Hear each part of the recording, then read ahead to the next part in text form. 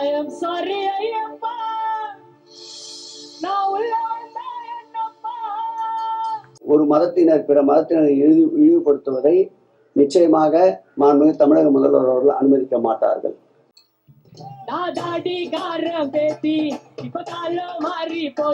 மதத்தால் இனத்தால் மக்களை பிளவுபடுத்துகின்ற சக்திகள் ஆட்சியில் தலை தூக்க முடியாது என்பதை மாண்புமிகு முதலமைச்சர் அவர்கள் உறுதியாக இருக்கின்றார்கள். ஐ எம் சாரி ஐயப்பா, உள்ள வந்தா என்னப்பா அப்படிங்கிற இந்த பாடல் பாத்தீங்கன்னாக்கா இன்னைக்கு மிகப்பெரிய சர்ச்சையா வந்து கிளம்பி இருக்கு. இந்த பாடல் வந்து யாரால பாடப்பட்டது, எந்த வருடம் பாடப்பட்டது, இன்னைக்கு அமைச்சராக இருக்கக்கூடிய சேகர் பாபு அவர்கள் வந்து ஒரு பேட்டியில சொல்லியிருக்காரு. அப்படி என்ன சொல்லியிருக்காரு? ஸோ இந்த பாடல் பாடியவர் மீது வந்து இன்னைக்கு வந்து நடவடிக்கை எடுக்கப்படுமா அப்படிங்கிறத பத்தி இந்த வீடியோல ஃபுல்லா நம்ம பார்க்க போறோம். This is Nelson, welcome to crafty.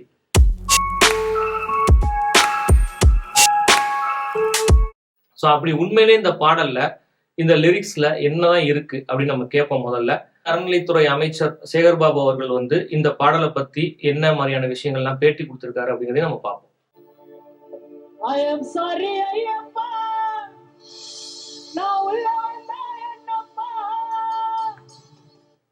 So முதல் லைனே பார்த்தீங்கன்னா ஐ எம் சாரி ஐயப்பா, நான் உள்ள வந்தா என்னப்பா அப்படிங்கிறது தான் ஸ்டார்ட் ஆகுது. சாட்டி அடக்கி வைக்க பழைய காலம் இல்லப்பா, தாடி காரம் பேத்தி இப்ப காலம் மாறி போச்சு, நீ தள்ளி வச்ச தீட்டா நான் முன்னேறுவ மாசா. ஸோ இது வந்து ஒரு பெண் விடுதலைக்கான பாடலுடைய அந்த போக்குல தான் போகுது. பட் அந்த முதல் லைன் பார்த்தீங்கன்னாக்கா அந்த ஐ எம் சாரி ஐயப்பா, நான் உள்ள வந்தா என்னப்பா அப்படின்ற அந்த லைன் வந்து கரெக்டா இந்த மார்கழி மாதத்துல பாடப்பட்டதா மிக முக்கியமான காரணமா பார்க்கப்படுது. ஸோ இந்த பாடல் பார்த்தீங்கன்னாக்கா ஐயப்ப பக்தர்களை புண்படுத்திடுச்சு, இந்து மத நம்பிக்கையை வந்து இது வந்து கொச்சைப்படுத்திடுச்சு அப்படின்ற மாதிரிலாம் நிறைய பேர் பேசியிருக்காங்க. ஸோ இன்னும் பல பேர் என்ன சொல்லியிருக்காங்கன்னாக்கா, ஏன் வந்து இந்த கோயிலுக்கு தான் நீங்க வரணுமா பெண்கள்லாம், சென்னையிலேயே ஐயப்பன் கோயில் இருக்கு, அது போக கேரளாவில் நீங்க வேற ஐயப்பன் கோயிலும் நிறைய இருக்கு, அங்க போகலாமே அப்படின்ற மாதிரி சொல்லியிருக்காங்க. அது வந்து அவங்களுடைய தனிப்பட்ட அல்லது அந்த கோயில் நிர்வாகத்தினுடைய தனிப்பட்ட ஒரு மரபுன்னு வச்சுங்களேன், ரொம்ப காலமா பின்பற்றி வந்துகிட்டு இருக்காங்க.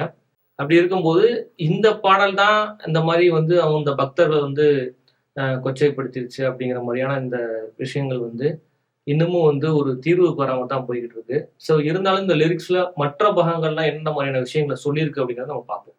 ஜீன்ஸ் பேண்டா போட்டவையான்னு தான் நானே முடிவு பண்ணிக்குவேன், நர்ஸான டாக்டரான்னு தான் நானே வளர்ந்து சொல்லிக்குவேன், சிங்கிளா கமிட்டடா எல்லாம் நான் எடுக்கிற முடிவுல தான் திருப்பி அடிக்கவும் இப்ப எனக்கு இருக்குது தைரியம்னா, ஸ்போர்ட்ஸா டப்பாங்குத்தா பாத்துக்குவேன் ஃப்ரீயா விட்டா.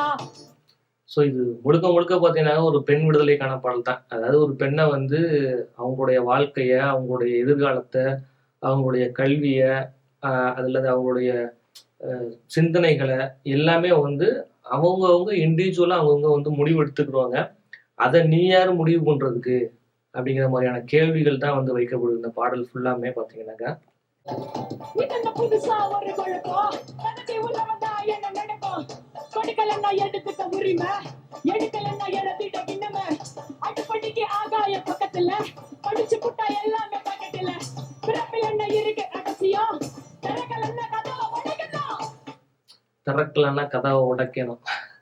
இந்த மாதிரியான ஸ்ட்ராங்கான லிரிக்ஸ் தான் வந்து நிறைய பேர் ரொம்ப டிஸ்டர்ப் பண்ணிட்டு நினைக்கிறேன். இந்த பாட்டில் பார்த்தீங்கன்னா முழுக்க முழுக்க ரொம்ப ஸ்ட்ராங்கான லிரிக்ஸ் தான். இந்த ஸ்ட்ராங்கான லிரிக்ஸ் எப்படி இருக்குன்னாக்கா, கொடுங்களேன் அப்படின்னு கேட்குற மாதிரி இல்லை, நீ கொடுக்கலன்னா எடுத்துக்கிறோம் அப்படிங்கிற மாதிரி இருக்கு. ஸோ அந்த ஒரு ஸ்ட்ராங்னஸ் தான் இந்த பாடலை வந்து இந்த அளவுக்கு கொண்டு போயிருக்குன்னு நினைக்கிறேன் நான். வெக்கப்பட்டு நிக்கணுமா, அவன் நெத்தில போட்டு வைக்கணுமா, கஷ்டப்பட்டு நான் படிச்சு குரங்கு கையில சிக்கணுமா, என் லைஃப் எனக்குடா உனக்கு சோகம் எதுக்குடா, என்னோட சுதந்திரம் அதை யாரு எனக்கு கொடுக்கணும், விரும்பிய வாழ்க்கை துணைய நானே தேர்ந்து எடுத்துக்கணும், சுயமரியாதை இருக்கு நான் எதுடா கலங்கணும். ஸோ இந்த மாதிரியான லிரிக்ஸ் தான் வந்து நிறைய பேரை வந்து தூண்டி விட்டுருக்குன்னு நினைக்கிறேன். குறிப்பாக வந்து இந்த லிரிக்ஸ் காரணம் கிடையாது, இந்த லிரிக்ஸை பாடின இந்த சமூகம் தான் ஆக்சுவலாக வந்து பிரச்சனை இருக்கும்னு நினைக்கிறேன். ஸோ இந்த சமுதாயத்தை சேர்ந்தவங்க இந்த மாதிரி ஒரு பாடல் பாடுறப்ப அந்த மேல்தட்டில் இருக்கக்கூடிய அந்த சமுதாயத்தில் உள்ளவங்களுக்கு கொஞ்சம் எரியத்தான் செய்யும். ஸோ அப்படி எரிகிறத வந்து டைரக்டா நம்ம காட்ட முடியாது இல்லையா? அதனால இந்த ஐயப்பங்கிற அந்த வார்த்தையை பிடிச்சிக்கிட்டாங்க. ஸோ ஐயப்பன்ற அந்த வார்த்தையை பிடிச்சி அந்த வார்த்தையை வச்சு இவங்களை இன்னும் வந்து கீழே ஒடுக்க வைக்கிறதுக்கு என்னென்ன முயற்சி பண்ணணுமோ அதை பண்றாங்க. அதுவும் குறிப்பா வந்து இதுல வந்து அரசை வந்து தலையிட வச்சு, பாத்தீங்களா நாங்கள்லாம் ஒண்ணுமே பண்ணல, நீங்க தப்பா பண்ணீங்க, அதனால இந்த அரசாங்கம் வந்து முடிவு பண்ணியிருக்கு, இந்த மாதிரி உங்களுக்கு தண்டனை கொடுத்துருக்கு அப்படிங்கிற மாதிரி முழுக்க முழுக்க வந்து இது திசை திருப்பக்கூடிய ஒரு பட்டம் வந்து. பட் இந்த லிரிக்ஸ்ல வந்து அப்படி ஒன்றும் ஐயப்பன் எல்லாம் வந்து அவங்க தப்பா கொச்சையாவோ அப்படிலாம் எதுவுமே பேசல, அல்ல ஐயப்ப பக்தர்களை பத்தி எதுவும் பேசல, அல்லது இந்து சமயத்தை பத்தி எதுவும் பேசல, அல்லது இது வேற யாரையும் வந்து தனிப்பட்ட முறையில காயப்படுத்துற மாதிரி இந்த லிரிக்ஸ்ல எதுவுமே இல்லை. இது ஒட்டுமொத்தமா இந்த சமுதாயத்துல நடக்கக்கூடிய இந்த டிஸ்கிரிமினேஷனை தான் அவங்க வந்து தட்டி கேட்க, அதுவும் பெண் அடிமைத்தனத்தை தான் அவங்க வந்து மெயினா வந்து இந்த பாட்டுல வந்து வலியுறுத்தியிருக்காங்க. எல்லோருக்கும் எல்லாம் என்று ஆட்சி செய்பவர் நம்முடைய முதல்வர் அவர்கள். எந்த மதத்தினரையும் இழிவுபடுத்துவதை, ஒரு மதத்தினர் பிற மதத்தினரை இழிவுபடுத்துவதை நிச்சயமாக மாண்புமிகு தமிழக முதல்வர் அவர்கள் அனுமதிக்க மாட்டார்கள். நிச்சயம் சட்ட வல்லுநரோடு கலந்து ஆலோசித்து தவறு இருப்பின் உறுதியான நடவடிக்கை இந்த ஆட்சி எடுக்கும். மதத்தால் இனத்தால் மக்களை பிளவுபடுத்துகின்ற சக்திகள் மதத்தால் இனத்தால் மக்களை பிளவுபடுத்துகின்ற சக்திகள் வந்து இந்த மாதிரி வேலைகளை செய்தால் அதை வந்து எப்படி அதை வந்து கொண்டு போகணும் அப்படிங்கிறது நம்முடைய முதல்வருக்கு நல்லாவே தெரியும் அப்படிங்கிறதையும் தெளிவா சொல்லியிருக்காரு. ஆட்சியில் தலை தூக்க முடியாது என்பதை மாண்புமிகு முதலமைச்சர் அவர்கள் உறுதியாக இருக்கின்றார்கள். ஸோ கிளியர் கட்டா சொல்லிட்டார். அதில் ஏதாவது பிரச்சனை இருந்துச்சுனாக்கா அதுக்கு உண்டான நடவடிக்கை எடுப்போம். அதே சமயத்துல மதத்தால் இனத்தால் இந்த மாதிரியான விஷயங்களை வச்சு பிரச்சனை பண்றவங்களை வந்து எப்படி கையாளணுங்கிற விஷயமும் முதல்வர்களுக்கு தெரியும் அப்படிங்கிறதையும் தெளிவா சொல்லியிருக்காரு.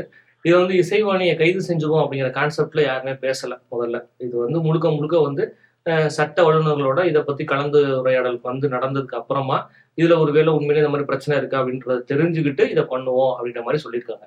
ஸோ அப்படி இருக்கக்கூடிய பட்சத்துல இசைவாணி பாடிய இந்த ஐயம் சாரி ஐயப்பா பாட்டு வந்து அந்த ஐயம் சாரி ஐயப்பா நான் உள்ள வந்தா என்னப்பாங்கிற இந்த 2 லைன் மட்டும்தான் வந்து உங்களுக்கு பிரச்சனையா தெரியுது. ஸோ வழக்கம் போல வந்து ஐயப்ப பக்தர்கள் சபரிமலைக்கு ரெகுலரா போய் சாமியை மட்டும் கும்பிட்டு வரணும்னு நினைச்சு போறவங்க அவங்க பாட்டு அவங்க வேலையை பார்த்துட்டு இருக்காங்க. ஸோ அதை பத்திலாம் கேர் பண்ணாம, சாமி கும்பிட்றத பத்திலாம் யோசிக்காம இந்த மாதிரி சர்ச்சையை கிளப்பி விடணும்னு நினைச்சுக்கிட்டு இருக்க ஒரு குரூப் வந்து இந்த மாதிரி சர்ச்சையை எப்பவுமே கிளப்பி விட்டு தான் இருப்பாங்க. இந்த பாடலோட லிரிக்ஸை முழுசா கேட்டதுக்கு அப்புறம் இது வந்து இந்து மக்களுக்கோ அல்லது ஐயப்ப பக்தர்களுக்கோ எந்த காலத்திலையும் முரண்பட்ட பாட்டுலாம் கிடையாது.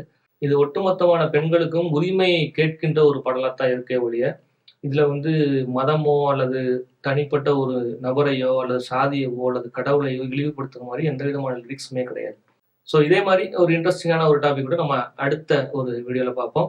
ஸோ தேங்க்யூ ஃபார் வாட்சிங். மறக்காம நம்ம சேனல் சப்ஸ்கிரைப் பண்ணிருங்க, இந்த வீடியோக்கு லைக் போட்டுருங்க. உங்களுக்கு ஏதாவது இதுல வந்து முரண்பட்ட கருத்துக்கள் இருந்தால் கமெண்ட் செக்ஷன்ல சொல்லுங்க. தேங்க்யூ ஃபார் வாட்சிங். நம்ம அடுத்த வீடியோவில் பார்ப்போம்.